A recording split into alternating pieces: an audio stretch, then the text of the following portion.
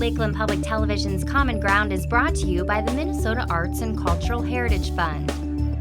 Production funding for Common Ground is made possible by the Minnesota Arts and Cultural Heritage Fund. Hi, and welcome to Common Ground. I'm your host, Ashley Hall.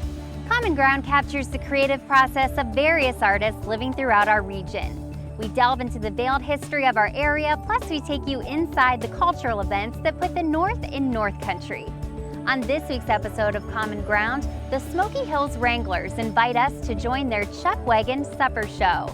Melissa Burness, a Bemidji photographer, shows us her twist on wildlife photography, and Kevin Helblad of Saum shows us how he uses an antique tractor to bale hay as they would have in the early 1900s.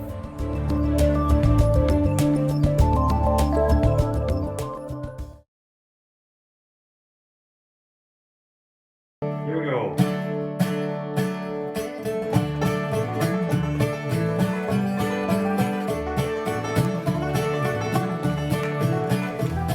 It's nice and wholesome. You don't need to worry about bringing your kids. There's no cussing going on. There's no off-color humor. They're supposed to be wholesome. You know, we don't serve alcohol or anything like that. So I mean, we kids from little lap sitters all the way up to 90-some years old enjoy the show. It just seems to fit.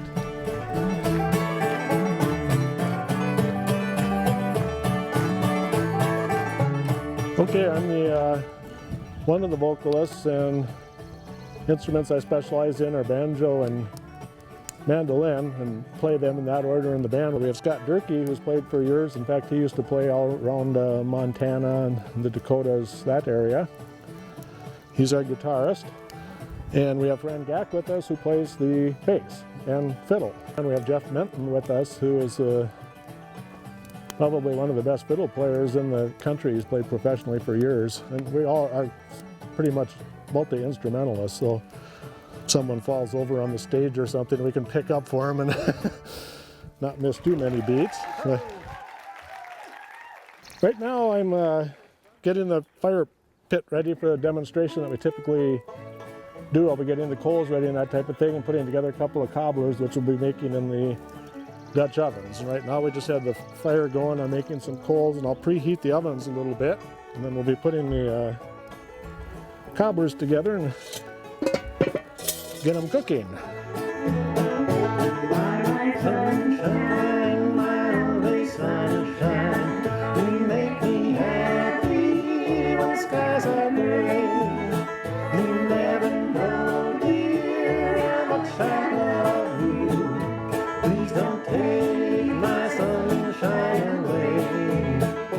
Okay, typically they'll get their ticket. When they come down, we always have our dessert table. And all of them are vintage desserts, the Victorian era, the spice cake, the chocolate cake, and everything. And we'll always have the Arbuckle's coffee going, and cookies and that type of stuff, so people can sit and visit and have coffee and cookies before supper. And weather allowing, we'll have the wagon up so people can take rides before the show. We have the petting zoo over there for the kids. Have music playing. Then at 6 o'clock, supper is served, and that's the typical double line so people can get through real quick. And we have the cowboy supper of baked potato. There's baked fiery baked beans, and they have a choice of either a barbecued chicken breast or cowboy style roast beef. And there's a nice big biscuit and a peach slice with that, and then of course the big dessert table and Arbuckle's coffee and lemonade. Then we eat from 6 till 7 or thereabouts, depending on the size of the crowd, and then the music show kicks in. So it's all you can eat and good music to boot, so it's a lot of fun. Please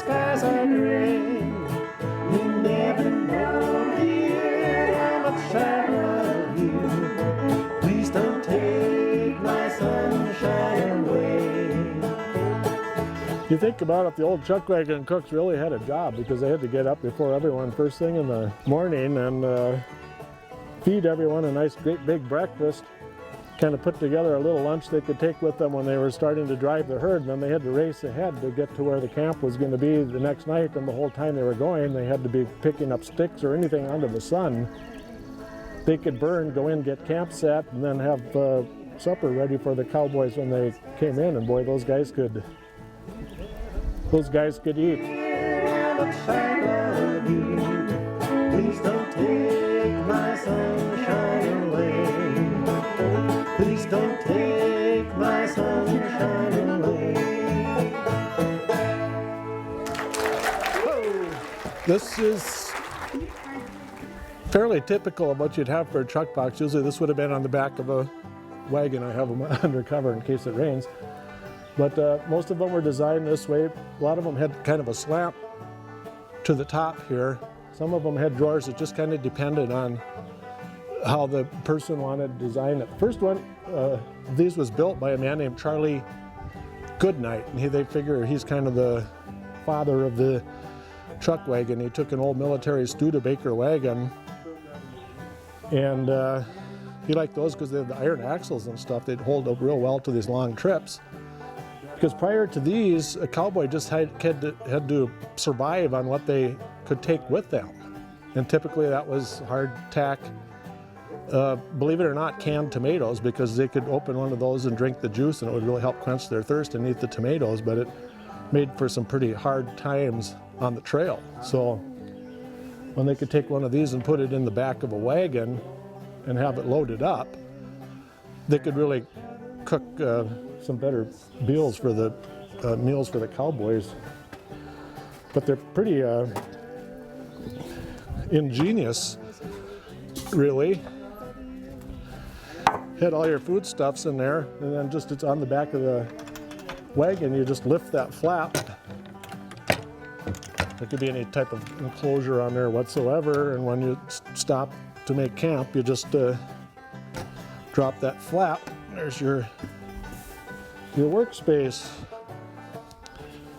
Typically, a wagon would go out, and coffee was so important that the Arbuckle's coffee typically would come in 100-pound cases, and there's one account where there was 400 pounds of coffee that went out on one wagon during the drives. So they'd have that, potatoes, flour, of course, to make biscuits and that type of thing. So the wagon would be totally filled with foodstuffs, plus there were bedrolls and everything else in there. So I mean, it was, you know, almost like shipping freight and everything, and it must have been a real science to make sure everything was organized. But this is kind of typical of the type of things you would see in the wagons in the way of the old tinware they would have had, because they just would have grabbed anything extra they had in the ranch house. Beans, cornmeal, and that kind of stuff would have come in the big bags. And crockery. There would have been a clock in here because poor Cookie had to wake up about 4 in the morning to keep the fire going or whatever. Lanterns, anything they figure would help to cook and serve the cowboys. And typically, if this were on the back of a wagon, there would have been another box underneath called the boot, and that's where all of the cast iron Dutch ovens would have gone, the fry pans, and that type of stuff. There would have been a meat saw, cleavers, and that type of thing. This is lightly loaded. The ones they would have had in the back of a wagon just would have been absolutely jam-packed full, because this was both the kitchen and a lot of times the cook had to serve as doctor, so there would be liniments and you know, sewing kits and everything under the sun that the cowboys might need to be able to survive on the trail for up to 5 months. So that's a chuck box.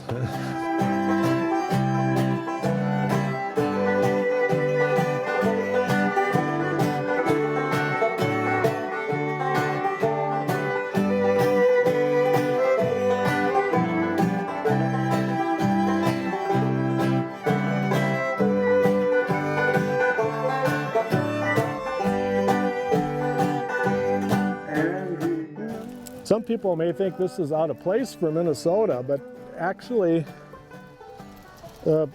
later on, I mean, the cattle drives, the big ones, lasted from about 2 years after the Civil War, 1867, up till about 1881. That was the extent of all of the big cattle drives. The biggest year was 1871, where they pushed 600,000 cattle through from Texas up to the trailheads. But they saturated the market then, and then things started to go down. And by that time, ranches started taking hold in the North Country here. But during the Dust Bowl years and the big drought at the beginning of the 1900s and stuff, there was lots of ranchers from the Dakotas and Montana that had no choice but to ship their cattle to Minnesota here, and especially around this area to the lakes and everything, because we had the water and everything. And so actually this area does have a history in the cattle business. It's important to keep the old music, like the old cowboy songs, and we do a lot of songs from the 1800s and even some Civil War music. And when you have a venue like this and you can perform those, it helps keep that music alive. And because of that, you're helping keep history alive.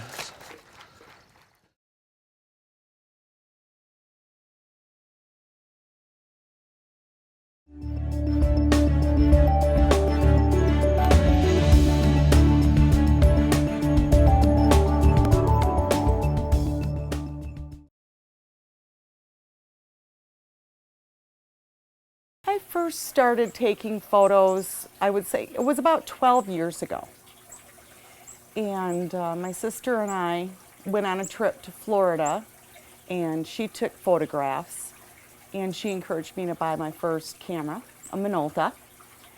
And I started taking pictures manually and caught the bug. And it was wildlife that just really inspired me. I do something a little different with my photos. I kaleidoscope them and just really accentuate the beauty that's out there. Wildlife doesn't necessarily let you into their world every day. So when you're fortunate enough, they let you in and they'll pose for you right where you want them. And it's a real high. It's just very exciting when you sit and you wait for that photo, and then it finally happens. It's very exciting. The most exciting experience I had actually happened on Easter Sunday of this year. I had been wanting to get a photo of a hooded merganser. They're one of my favorite ducks. They are just beautiful, but they're extremely skittish. And I had to find the timing on when they were coming in, so I watched them for quite a while. In the spring, we get all of the ducks coming in to mate. And I probably watched them for about a week and sat out 3 hours every morning in the hunting blind out at the end of the lake. And just as I was about ready to come back up into the house, a flock of male hooded mergansers landed right in front of me and they kind of croak and flashing their hoods up and down, attracting their female. And it was just, I couldn't take pictures fast enough. And I got so many photos that I wanted. I was so excited, I couldn't wait to get back up to the house and look to see those shots in which one I was going to kaleidoscope. So I actually left that picture, one of the pictures as is, and kaleidoscoped another. So I finally got my hooded merganser shot.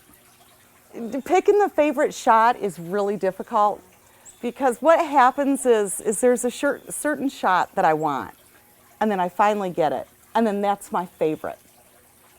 And then what happens is okay, what's the next shot that I want? And I get that one, and that one ends up being my favorite. So it's really hard to pick out a favorite. The hooded merganser's one. I just took some pictures of some tiger lilies that, it was just such a beautiful day. It was the perfect temperature. It was 75 degrees out, just a light breeze, and the lighting was just perfect. And my tiger lilies had bloomed, and they were just this beautiful, intense orange. And the daisies, the wild daisies out in the field, and these flowers out here in the field, they're just wildflowers. They call them eggs and butter. They kind of look like a snapdragon to me. And I just kind of made a little bouquet of them, and I put them on my piece of driftwood here. And I had it set right here by the tree, and the lighting and everything was perfect. And I was in just one of those real zen moods, and I had that 70s song, Summer Dreams, going through my head. And I snapped the picture, and I went, oh, I love that, the coloring, the lighting, everything's so perfect. And so I did the kaleidoscope on it immediately. And the whole time, Summer Dreams was going through my head, and I looked at it, and it was just one of those photos that I kind of go, you know, you just kind of mellow out into. So that's one of my favorites. And it actually ultimately ended up being my husband's favorite, which is unusual because he usually doesn't care for the flower photos. He likes the wildlife. When I first started, I was a huge anti-digital person. But the cameras weren't quite as sophisticated back then to where they'd let you go fully manual. So I used my Minolta, and I would only use 50 speed slide film. I wasn't taking as many wildlife photos then. I was taking a lot of landscape. The pictures were crisper. It was, manipulating the light. I could get waterfall water to smoke out. And so that was all I would use. That was it. So then I would try to go and get my nature photos, especially birds. I love birds. They're so cute, but they're hyper and they don't sit still. And 50 speed is out of the question if you're going to take wildlife photos like that. Either that or you're going to waste a terrible amount of film. And I started taking more and more wildlife photos, and of course they weren't turning out and would have to wait for them to get developed, and it was like, I think I might buy a digital camera. They had gotten a little bit more sophisticated, so I bought my little buddy here, this Canon, and read the book from one end to the other because I had no clue of the controls and the different features of it and everything. And I found out, hey, I can use digital, and I'm being a little bit more environmentally friendly. And if I'm going to be, wildlife and nature, I've got to protect that. So that's when I made the switch to digital.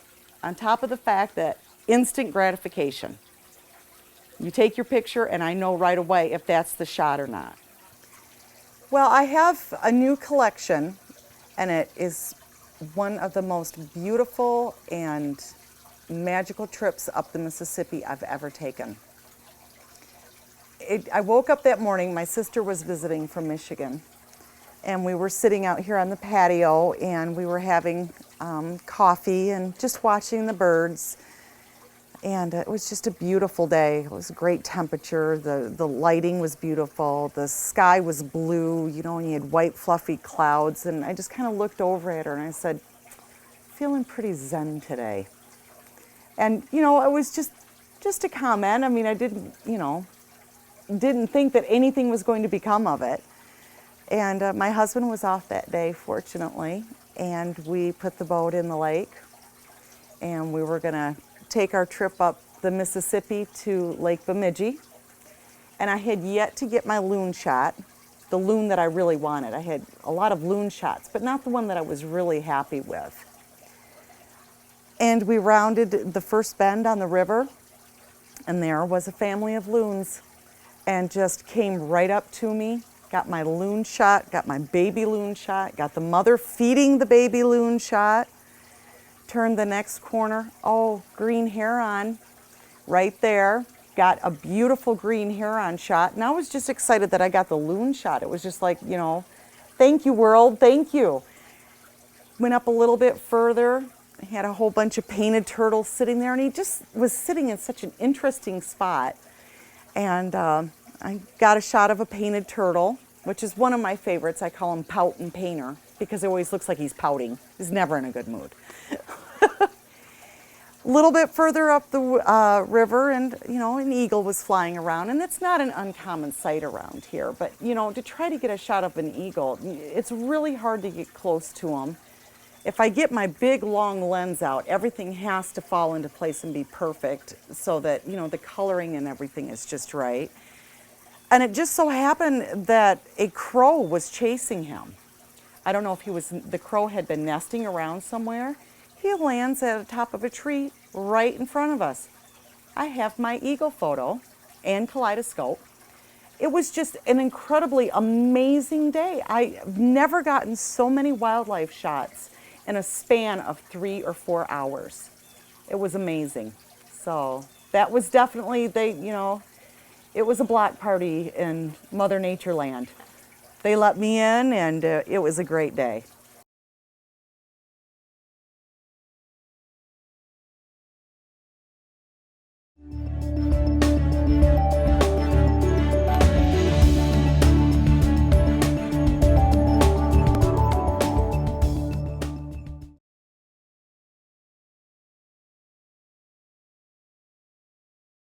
My name is Kevin Helblad.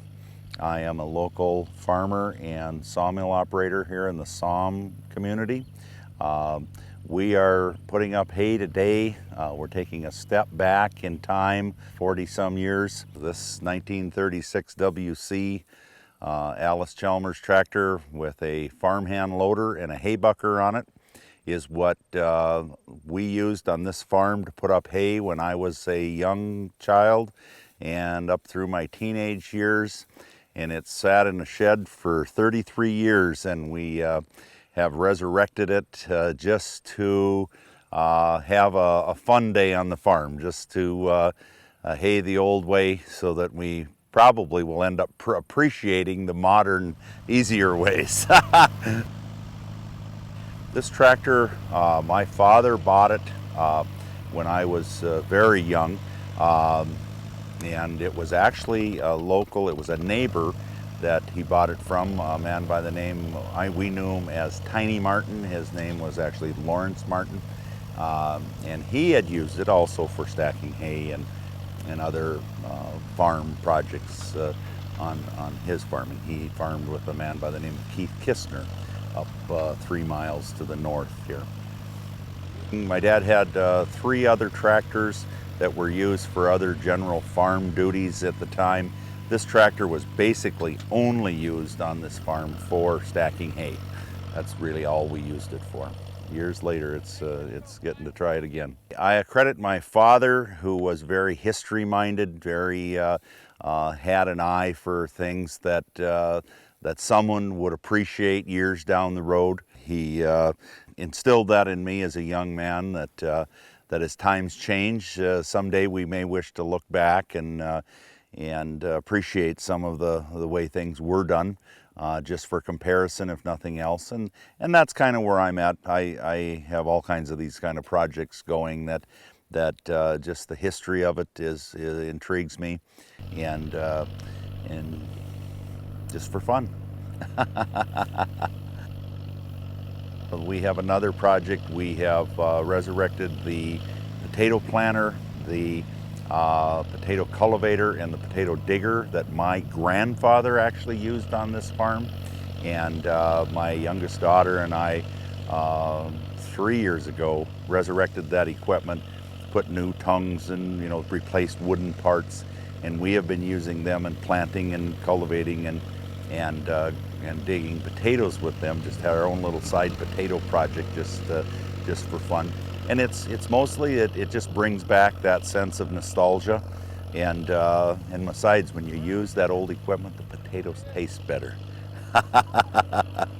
I would say that new equipment is wonderful. The sense of efficiency, the overall highly competitive thing. If a person needs to put up X tons of hay, you need to be able to do that in a relatively short period of time, versus like in the days when this was used, it put up hay for 40 cows versus say 200. And you're not going to put up hay with something like this for 200, but it still has a sense of purpose. It brings back to the roots of purpose. But yes, I think it's wonderful for these young gentlemen, even though they're the ones in the stack, I'm sure they're gaining an appreciation for loading bales with the loader and not touching that hay virtually through the process of putting it up in a more modern, efficient way. Well, in this community, people are not that far removed. The young people are, but the older people, some of the older farming techniques aren't that far away in this community. But I think there's a great lesson for young people that grew up in a city, and they think their milk comes from the grocery store, those kind of things. A sense of understanding of the downright hard work that people put into agricultural production in the past. And that's really the biggest thing that the modern agricultural system, of putting up hay, raising cereal grains, those kind of things in northern Minnesota, where we don't have a lot of real not like lettuce crops or very high labor-intensive crops, is the labor factor is so different, versus 50, 60 years ago. The labor factor for putting up hay was, similar to growing lettuce, and some of the other hand crops that, that are utilized in other places in the country or grown in other places. I really think the biggest thing is it's just a good exercise to do something for fun once in a while and take it as it comes, whether it goes the way we like it to or not.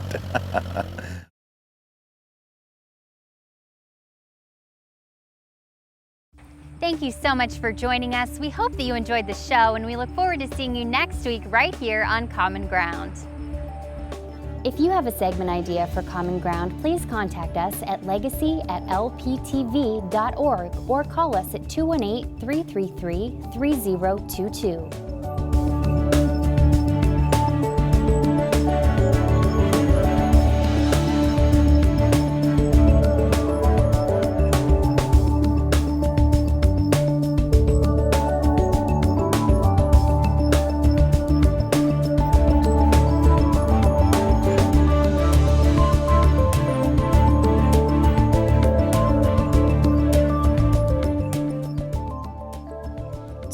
Individual segments or copies of Common Ground, please call 218-333-3020. Production funding for Common Ground is made possible by the Minnesota Arts and Cultural Heritage Fund.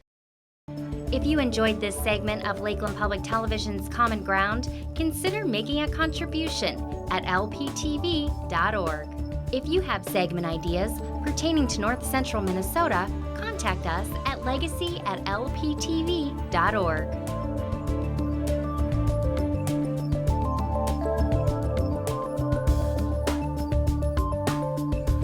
Common Ground is funded by the Minnesota Arts and Cultural Heritage Fund by the vote of the people on November 4th, 2008.